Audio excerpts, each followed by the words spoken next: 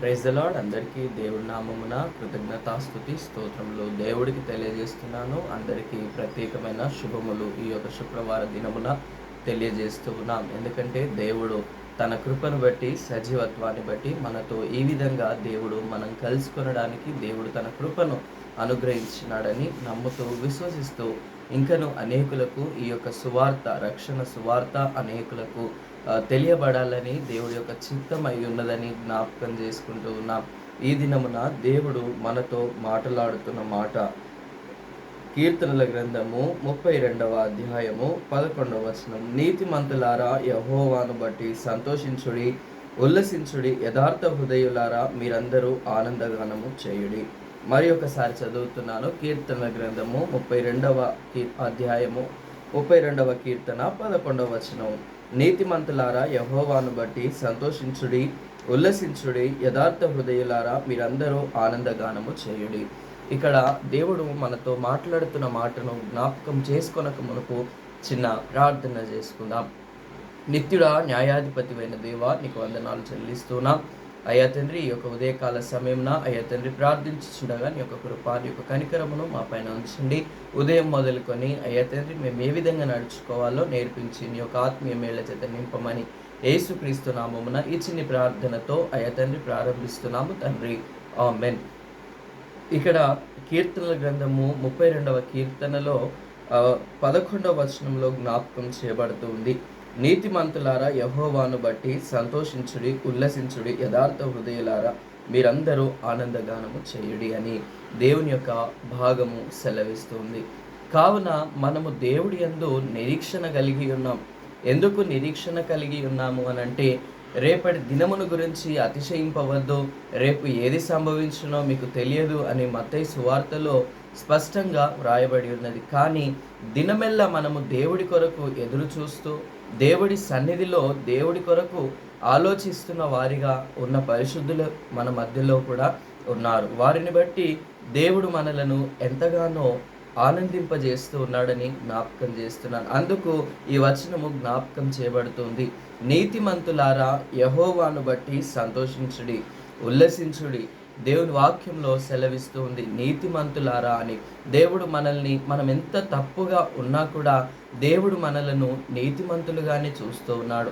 నీతిమంతుల పిల్లల వలెనే దేవుడు మనల్ని చూస్తూ ఉన్నాడు. ఎందుకంటే ఆయన నీతిమంతుడై ఉన్నాడు కనుక మనము కూడా నీతిమంతులుగా ఉండాలనే దేవుడు ఇష్టపడుతూ ఉన్నాడు. దేవుడి ప్రియ జనాంగమా, ఈ ఉదయకాల సమయమున మాట్లాడుతున్న మాటలలో దేవుడు నన్ను నీతిమంతులుగా తీర్చడానికే దేవుడు తన కుమారుణ్ణి ఈ లోకానికి పంపినాడనే సత్యాన్ని ఈ దినమున అనేకులు తెలుసుకున్నను, వారు వ్యక్తిగతంగా సాక్ష్యాలు పంచుకున్నను వారు తెలియలేకపోతున్నారు, అనగా తెలియజేయలేకపోతున్నారు.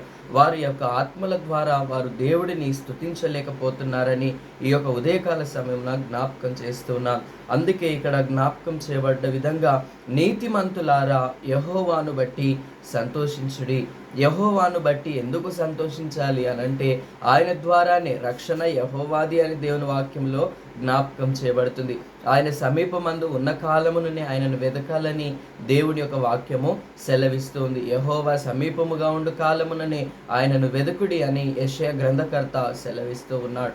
ఎందుకంటే సృష్టి ఆది నుండి ఉన్న దేవుడిగా, ఆయన మన మధ్యలో కూడా ఉన్న ఆత్మస్వరూపుడిగా, తండ్రి అయిన దేవుడిగా, కుమారుడైన యేసుక్రీస్తు ప్రభువుగా, తర్వాత ఆత్మయ్య ఉన్న దేవుడిగా యుగయుగములు ఆయన మనతో జీవిస్తూ ఉన్న దేవుడని జ్ఞాపకం చేసుకుంటూ ఉన్నాం.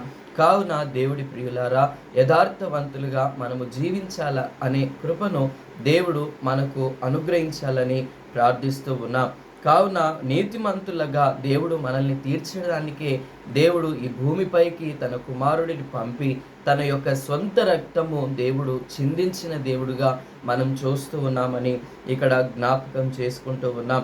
పరిశుద్ధాత్మ ద్వారా గర్భము ధరించిన స్త్రీ అనగా మరియమ్మ గారి ద్వారా దేవుడు తన కృపను, ఎందుకంటే పరిశుద్ధాత్మ ద్వారా గర్భము ధరింపబడి ఆయన ఏ పాపము లేకుండా ఈ భూమిపైన జీవించి ఆయన పరిశుద్ధమైన రక్తమును పోసిన దేవుడని జ్ఞాపకం చేసుకుంటూ ఉన్నాం ఈ యొక్క ఉదయకాల సమయమున. తర్వాత యెహోవాను బట్టి సంతోషించుడి.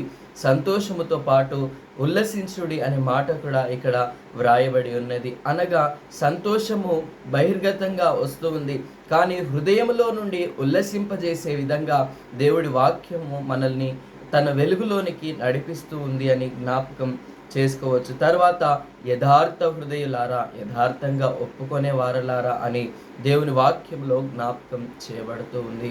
యథార్థ హృదయులు అనగా ఉన్నది ఉన్నట్టుగా చెప్పేవారు దేవుడికి ఇష్టము. దేవుడికి ఎంతగానో ప్రీతికరమైన బిడ్డలుగా దేవుడు తన యథార్థతను బట్టి, అనగా యథార్థత అనగానే మనకు తెలియబడుతూ ఉన్న మాటలు చాలా స్పష్టంగా వ్రాయబడుతుంది. యథార్థంగా అంటే ఉన్నది ఉన్నట్టుగా దేవుడు చెప్పినది, అనగా ఏది చేసినా ఇతరులకు తెలియాలి అన్న ఉద్దేశముతో మనం చేయడము అది గొప్ప యథార్థతగా మనము భావిస్తూ ఉంటాం. కానీ దేవుడి ఎదుట యథార్థత అనగా దేవుడికి ట్రాన్స్పరెన్సీగా ఉండడమే అని జ్ఞాపకం చేసుకోవాలి. దేవుడికి మనము ఒక అద్దమును పోలిన జీవితమును జీవించినప్పుడు దేవుడి ఎదుట, అనగా మన యొక్క క్రియలను బట్టి, మన యొక్క ప్రవర్తనను బట్టి, మన యొక్క జీవితాన్ని బట్టి దేవుడి ఎదుట ఏ విధంగా ఉంటున్నామని ఒకసారి జ్ఞాపకం చేసుకొనవలసిన వారమై ఉంటూ ఉన్నాం. దేవుడి ప్రియులారా, దేవుడి యొక్క సంఘమైన దేవుడి యొక్క ప్రజలారా అని జ్ఞాపకం చేస్తూ ఉన్నాను. దేవుని ఆలయమైన ప్రజలారా అని కూడా జ్ఞాపకం చేస్తూ ఉన్నాను. తర్వాత మీరందరూ ఆనందగానము చేయుడి. దేవుడికి ఆనందగానము చేయడము ద్వారా మనలను మనమే దేవుడి కొరకు సమర్పించుకున్న వారముగా జ్ఞాపకం చేసుకుంటూ ఉన్నాం. ఎందుకంటే మోషే ఎర్ర సముద్రమును దాటిన తర్వాత వారు గొప్ప స్వరములతో వారు దేవుడిని ఆరాధించినారు. ఆనందగానములతో వారు దేవుడిని స్తుతించినారని జ్ఞాపకం చేసుకుంటూ ఉన్నాం. దేవుడు అటువంటి కృపను, దేవుడు అటువంటి సంరక్షణ, యథార్థమైన జీవితము, యథార్థతతో కూడిన సంతోషమును దేవుడు మనకు మా జీవితాలలో దేవుడు మనందరికీ అనుగ్రహించి తిరిగి కలుసుకొని పర్యంతము దేవుడు తన కృపను మన ఎడల విస్తరింపజేసి బలపరచును గాక. ఆమేన్. చిన్న ప్రార్థన చేసుకుందాం. సకల ఆశీర్వాదములకు కారణభూతుడైన తండ్రి, అయ్యా తండ్రి అని మొరపెట్టుకునే అర్హత లేకపోయినను అయ్యా తండ్రి మీరిచ్చిన కృపను బట్టి, సజీవత్వాన్ని బట్టి, అయ్యా తండ్రి ఈ దిన వాగ్దానమును బట్టి నీకు వందనాలు చెల్లిస్తూ ఉన్నాం. అయ్యా తండ్రి నీతిమంతులారా యెహోవాను బట్టి సంతోషించుడి, ఉల్లసించుడి అంటున్నారు ప్రభా, నీకు వందనాలు చెల్లిస్తున్నాం. అవును ప్రభా, నిన్ను బట్టి మేము స్తుతించే క్రమములో అయ్యా తండ్రి మా యొక్క స్థితులను మేము మర్చిపోతూ ఉంటాం. అయ్యా తండ్రి నీ యొక్క కృపలో మమ్మల్ని జ్ఞాపకం చేసుకోనండి. అయ్యా తండ్రి ఈ ఉదయకాల సమయంలో లైవ్ వింటున్న వారిని, పార్టిసిపేట్ చేస్తున్న వారిని, అయ్యా తండ్రి తర్వాత వింటున్న వారిని నీకు వందనాలు చెల్లిస్తున్నాం. వారిని బట్టి కృతజ్ఞతాస్తుతి స్తోత్రములు చెల్లిస్తూ ఉన్నాం. అయ్యా తండ్రి ప్రతి ఒక్కరికి నీ యొక్క కృప, నీ యొక్క కనికరమును అనుగ్రహించండి. అయ్యా తండ్రి ఎల్లవేళలా నిన్ను స్తుతించే అనుభవంలోనికి వారిని నడిపించి నీ యందు ఆనందించే కృపను వారికి అనుగ్రహించమని ప్రార్థన చేస్తున్నాం. అయ్యా తండ్రి నాయన మా కొరకు ప్రార్థించండి అని చెప్పిన ప్రతి ఒక్క బిడ్డను పేరు పేరు వరుసన మీరు దీవించండి, ఆశీర్వదించి నీ రెక్కల చాటున భద్రపరుచుకొని నీ యొక్క నూతనమైన కృప, నీ యొక్క కనికరము చేత ప్రతి ఒక్కరిని బలపరిచి నడిపించి గర్భిణీ స్త్రీలకు సుఖమైన ప్రసవాన్ని, అయ్యా తండ్రి గర్భఫలము లేని బిడ్డలను కూడా మీరు జ్ఞాపకం చేసుకోనండి. అయ్యా తండ్రి వారికి కావలసిన ఆరోగ్యమును, క్షేమమును అయ్యా తండ్రి నాయన నీకు వందనాలు చెల్లిస్తున్నాం. మీరే కృప చూపించి సహాయపడి బలపరచమని ప్రార్థన చేస్తున్నాం. వివాహాల కొరకు చూస్తున్న వారిని, ఉద్యోగములు లేక ఉన్నవారిని కూడా మీరు జ్ఞాపకం చేసుకోనండి.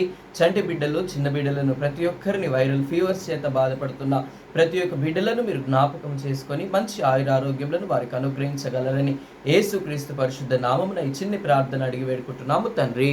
ఆమెన్. దేవుడు మిమ్మును మీ కుటుంబములను మెండుగా నిండుగా దీవించి ఆశీర్వదించి బలపరచును గాక. ఆమెన్.